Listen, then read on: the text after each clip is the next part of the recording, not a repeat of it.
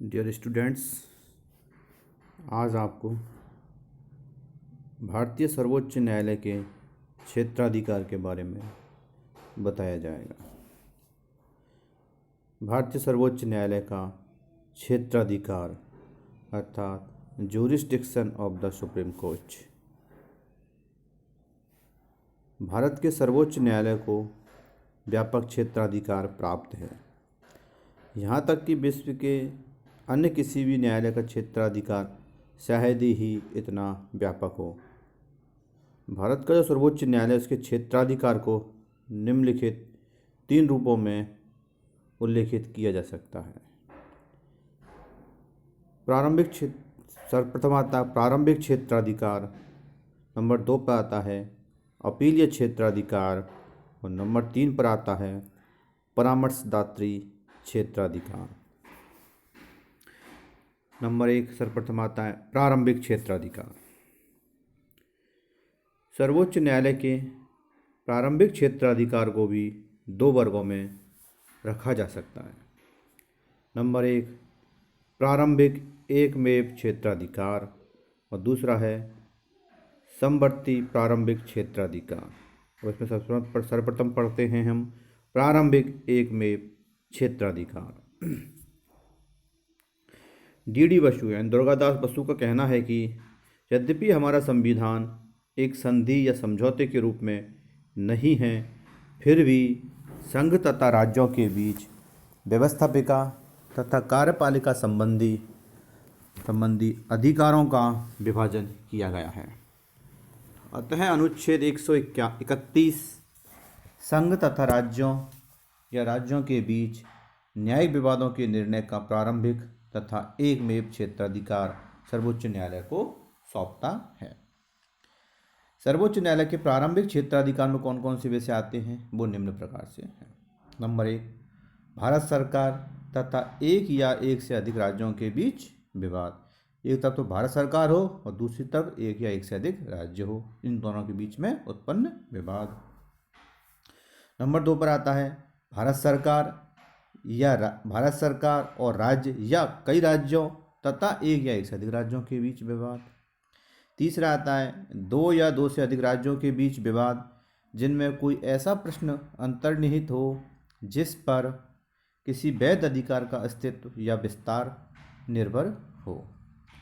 सर्वोच्च न्यायालय को केवल संघ सरकार तथा राज्य सरकारों के पारस्परिक विवादों के संबंध में प्रारंभिक एकमेव क्षेत्राधिकार प्राप्त है, अर्थात उपयुक्त प्रकार के विवाद केवल सर्वोच्च न्यायालय में ही उपस्थित किए जा सकते हैं या सर्वोच्च न्यायालय में ही प्रस्तुत किए जा सकते हैं।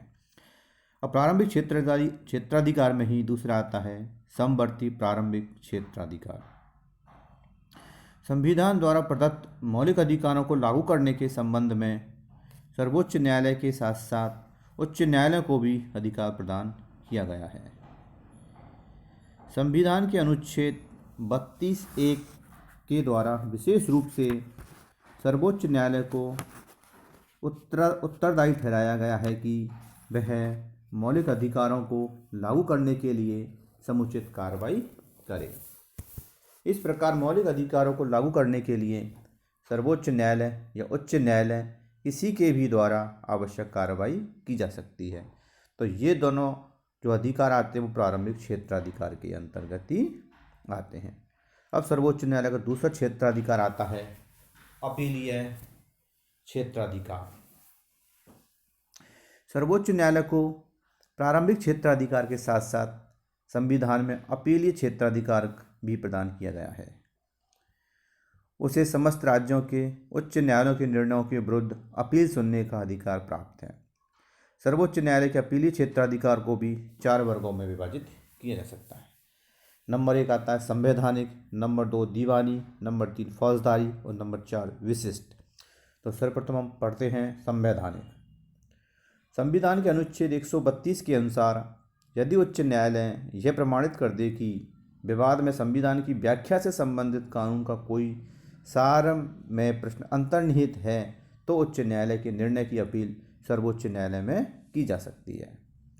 यदि राज्य के उच्च न्यायालय ने ऐसा प्रमाण पत्र देना अस्वीकार कर दिया है तो सर्वोच्च न्यायालय को यह अधिकार प्राप्त है कि वह ऐसी अपील की अनुमति प्रदान कर सकता है यदि उसको यह विश्वास है कि उस विषय में संविधान की व्याख्या का कोई महत्वपूर्ण प्रश्न अंतर्निहित है। अब दूसरा अधिकार आता है दीवानी अधिकार। इस संबंध में मूल संविधान के अंतर्गत जो व्यवस्था थी उसे 1972 में हुए संविधान के 30वें संशोधन द्वारा परिवर्तित कर दिया गया है। इसके पूर्व यह व्यवस्था थी कि उच्च न्यायालय से सर्वोच्च न्यायालय में केवल ऐसे ही दीवानी विवादों की अपील की जा सकती है जिनमें विवादग्रस्त राशि 20,000 रुपये से अधिक हो। इस व्यवस्था के संबंध में विधि आयोग ने अपनी सिफारिश में कहा है कि दीवानी विवादों की सर्वोच्च न्यायालय में अपील के संबंध में धनराशि की जो सीमा है वह हटा दी जानी चाहिए। इस सिफारिश के अनुसार 30वां संवैधानिक संशोधन किया गया जिसके द्वारा अनुच्छेद 133 को संशोधित करते हुए धनराशि की सीमा को हटा दिया गया और यह निश्चित किया गया कि उच्च न्यायालय से सर्वोच्च न्यायालय में ऐसे सभी दीवानी विवादों की अपील की जा सकेगी जिसमें उच्च न्यायालय द्वारा यह प्रमाणित कर दिया जाए कि इस विवाद में कानून की व्याख्या से संबंधित सारपूर्ण प्रश्न अंतर्निहित है। 30वें संशोधन के द्वारा जो की गई ये व्यवस्था निश्चित रूप से तर्कपूर्ण और उचित है। मतलब प्रारंभ यानी कि जो दीवानी मामलों में पहले जो राशि की रुपये की जो सीमा थी उसको क्या है हटा दिया गया है। अगर सर्वोच्च उच्च न्यायालय ये प्रमाणित कर दे कि इसमें क्या है सर्वोच्च यानी कि कोई विधि के संविधान की व्याख्या से संबंधित कोई प्रश्न अंतर्निहित है तो उसे की अपील कहाँ की जा सकती है, सर्वोच्च न्यायालय में की जा सकती है। तीसरा आता है फौजदारी। फौजदारी विवादों में उच्च न्यायालय के निर्णय की अपील निम्न परिस्थितियों में सर्वोच्च न्यायालय में की जा सकती है।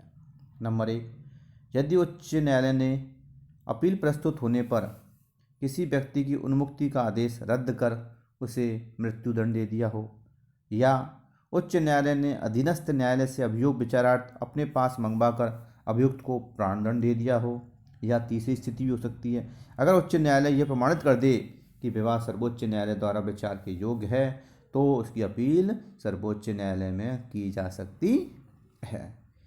अब इसी अपील या क्षेत्राधिकार में लास्ट आता है चौथा, विशिष्ट स्पेशल अपील। यद्यपि संविधान के अनुच्छेद 132 से 134 में उच्च न्यायालय के निर्णय के विरुद्ध सर्वोच्च न्यायालय में अपील की व्यवस्था की गई है, लेकिन फिर भी कुछ ऐसे मामले हो सकते हैं जो उपर्युक्त श्रेणी में भी नहीं आते हैं, लेकिन जिनमें सर्वोच्च न्यायालय का हस्तक्षेप आवश्यक हो सकता है। अतः अनुच्छेद 136 द्वारा साधारण कानून से भिन्न अपील संबंधी विशिष्ट अधिकार सर्वोच्च न्यायालय को सौंपा गया है। इस अनुच्छेद के अनुसार इस अध्याय के किसी भी उपबंध के होते हुए भी सर्वोच्च न्यायालय भारत के राज्य क्षेत्र के अंतर्गत किसी भी न्यायालय अथवा न्यायाधिकरण द्वारा दिए गए किसी भी निर्णय, आज्ञप्ति, निर्धारण, दंड या आदेश करने की अनुमति प्रदान कर सकता है। इस संबंध में एकमात्र अपवाद केवल यह है कि सैनिक न्यायालय के निर्णय के विरुद्ध सर्वोच्च न्यायालय में अपील नहीं की जा सकती है। सर्वोच्च न्यायालय को यह जो विशिष्ट अपीलीय शक्ति प्रदान की गई है उसके द्वारा इसका प्रयोग असाधारण परिस्थितियों में ही किया जाता है। सर्वोच्च न्यायालय को राष्ट्रपति, उपराष्ट्रपति, लोकसभा अध्यक्ष और प्रधानमंत्री सहित भारतीय संघ के सभी पदाधिकारियों के चुनाव संबंधी विवादों पर भी निर्णय देने का अधिकार प्राप्त है। अब लास्ट क्षेत्राधिकार आता है परामर्शी क्षेत्राधिकार, एडवाइजरी ज्यूरिस्डिक्शन। संविधान ने सर्वोच्च न्यायालय को परामर्श संबंधी क्षेत्राधिकार भी प्रदान किया है। अनुच्छेद 143 के अनुसार यदि कभी राष्ट्रपति को प्रतीत हो कि विधि या तथ्य का ऐसा कोई प्रश्न पैदा हुआ है जो सार्वजनिक महत्व का है तो वह उस प्रश्न पर सर्वोच्च न्यायालय का परामर्श मांग सकता है। इस न्यायालय पर संवैधानिक दृष्टि से ऐसी बाध्यता नहीं है कि उसे परामर्श देना ही पड़ेगा। यानी कि कोई भी जो है सर्वोच्च न्यायालय से क्या है, चाहे राष्ट्रपति हो या राष्ट्रपति को ऐसा लगता है अनुच्छेद 143 के अनुसार कि किसी कोई भी ऐसी विधि का प्रश्न पैदा हो गया है तो वह सर्वोच्च न्यायालय से परामर्श मांग सकता है। लेकिन ये ध्यान रखने वाली बात है कि सर्वोच्च न्यायालय पर यह संवैधानिक बाध्यता नहीं है कि उसे परामर्श देना ही पड़ेगा। इस प्रकार से सर्वोच्च न्यायालय को प्रारंभिक क्षेत्राधिकार, अपीलीय क्षेत्राधिकार और परामर्शदात्री के से संबंधित क्षेत्राधिकार प्रदान किए गए हैं। धन्यवाद।